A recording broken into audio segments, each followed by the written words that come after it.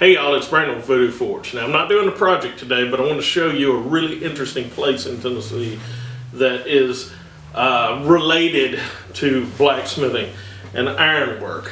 We went by the Dunlap coke ovens the other day when we were going to the Lodge outlet, which is in South Pittsburgh, Tennessee. The Dunlap coke ovens are in Dunlap, Tennessee. Dunlap's a county seat of Sequatchie County.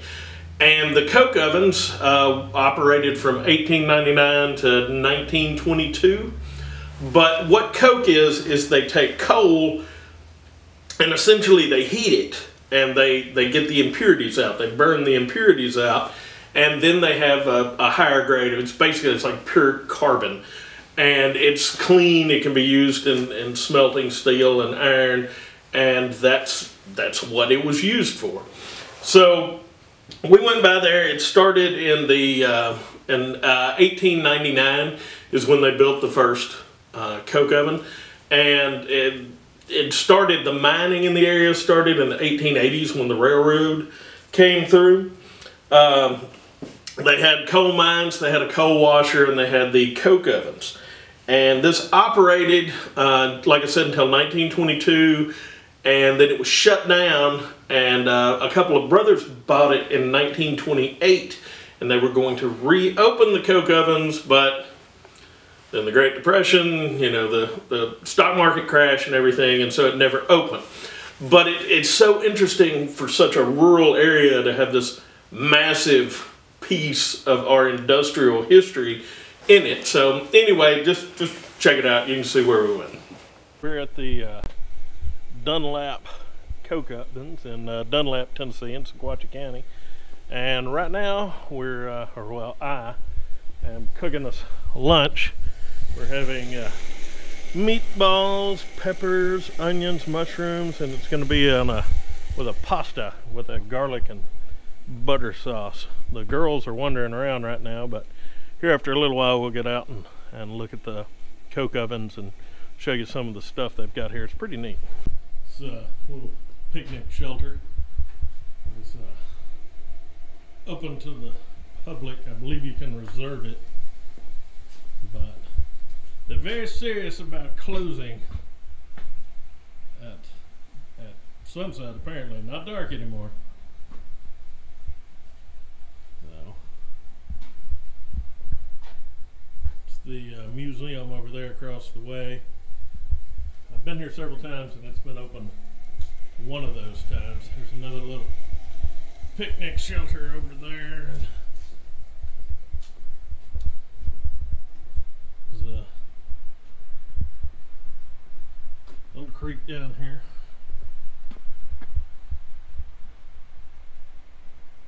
Fire pit. But that fire pit is not for use after dark. It sits around a big bonfire in the daytime. This is over behind the little picnic shelter. This is that creek.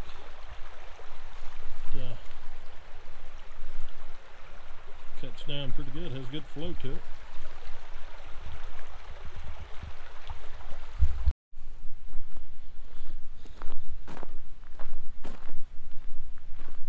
Okay, I can only assume that these are somehow involved in the mining. It's big buckets.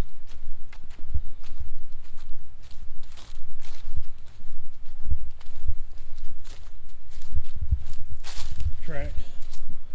Some of you chuckleheads will be using it for rambles.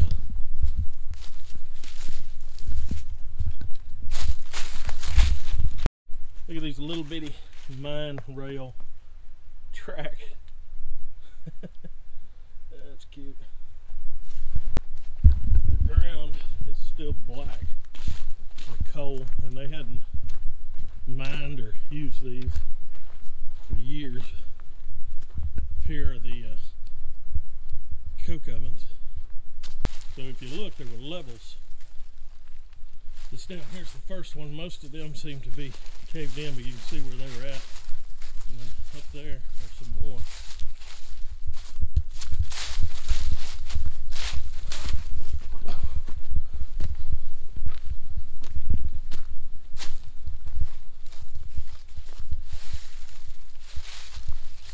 built out of brick. Probably fired on the site. These are built out of handmade brick.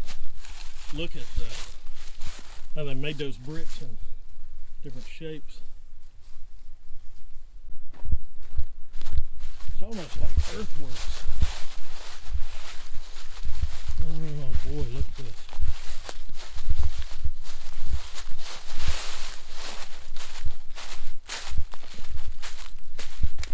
These are better preserved.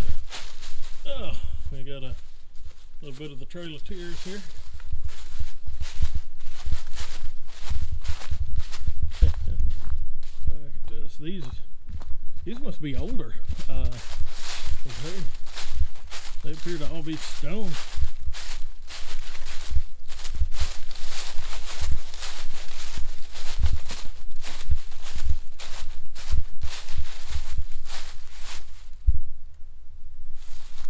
Just go on and on and on.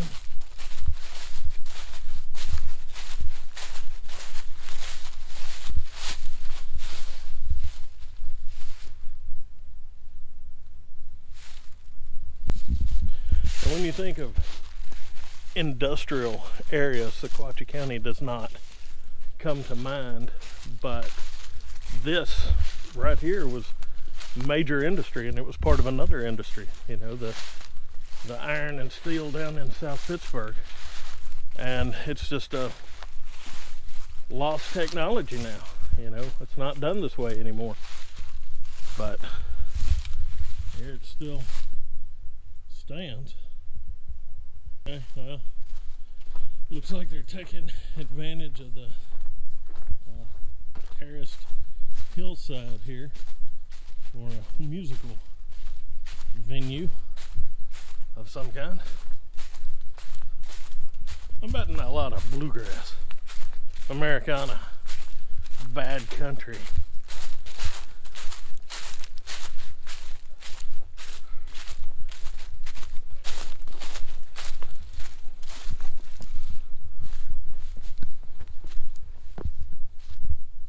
That would have been coke ovens. There's our stage. But that's, you know, that's old. I guess the wagons or whatever would have come in through there to load the coal in the coke ovens and then unload the coke and whatever they use for fuel. Those stone steps down there are real neat. Let's go look at that. So here's that road bed. Apparently, I think there's rails here. It must have been, must have had rail run it. Here's those stone steps.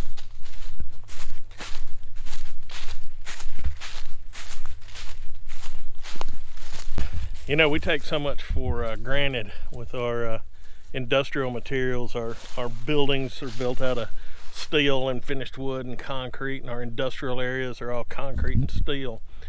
And the only reason why we can have things like that is because of these sites like this. You know, this is where they made what was used to build the machines. You know, this was the beginning of the great industrial age.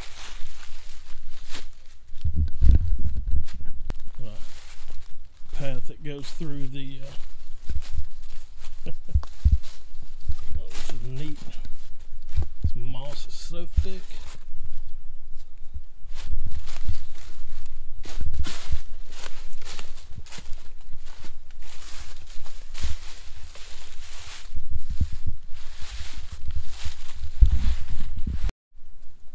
Man, it really just seems like they go on forever.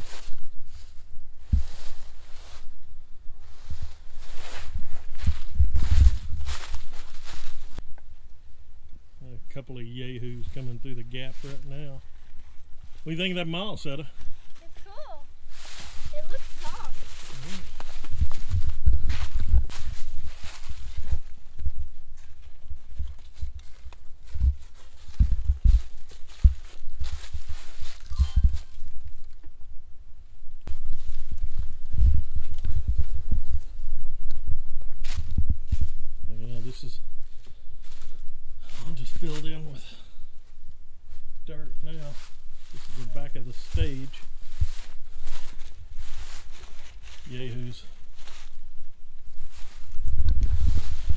Well, up here is a caboose.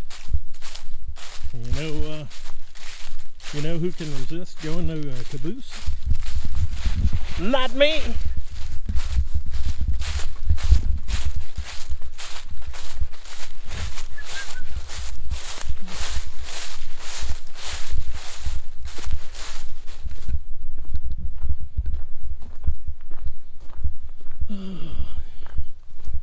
Okay, NW, I don't know what that one is.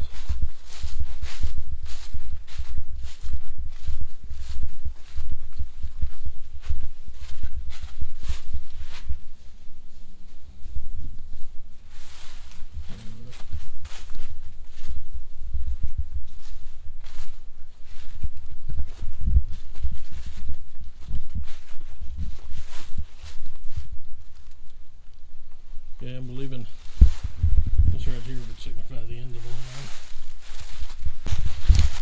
Okay, so this explains some. The coke ovens are from different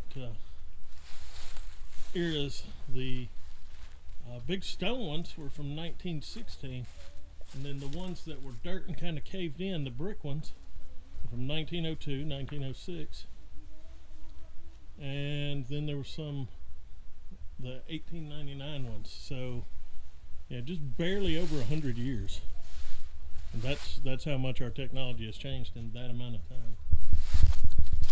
I've been here several times. I think the museum was open once. Let's see if it tells us what the hours are.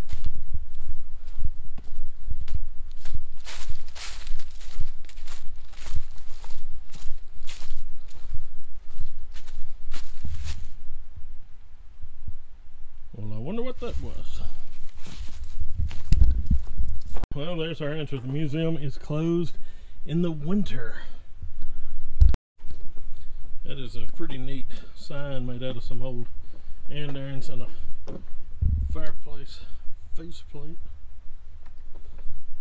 Pretty.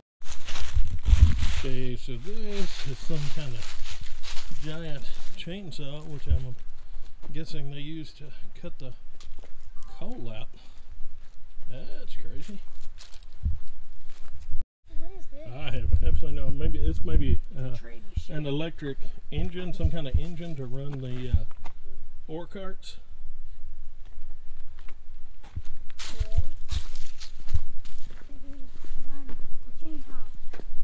Yeah, I think this would have been the engine for the ore carts. I don't know. Now this, some kind of memorial. Oh, it's granite, concrete, sandstone.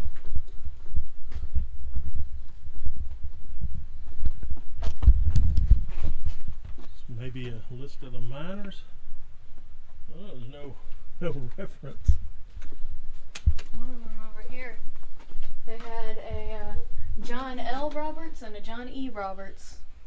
Now, after we left the coke ovens, we went down to South Pittsburgh, Tennessee, which is where the Lodge cast iron, you know, they make skillets and griddles and things like that.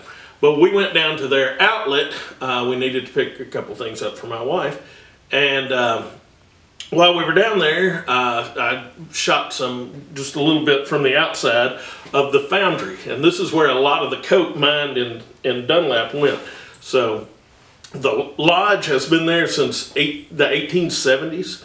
And it is the oldest family-owned, I guess, foundry skillet manufacturer in the world.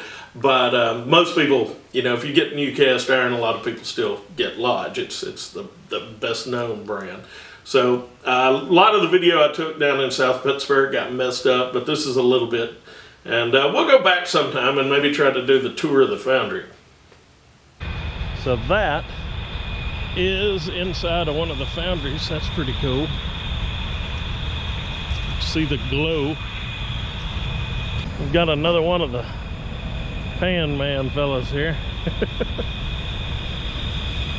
This one's a little funnier.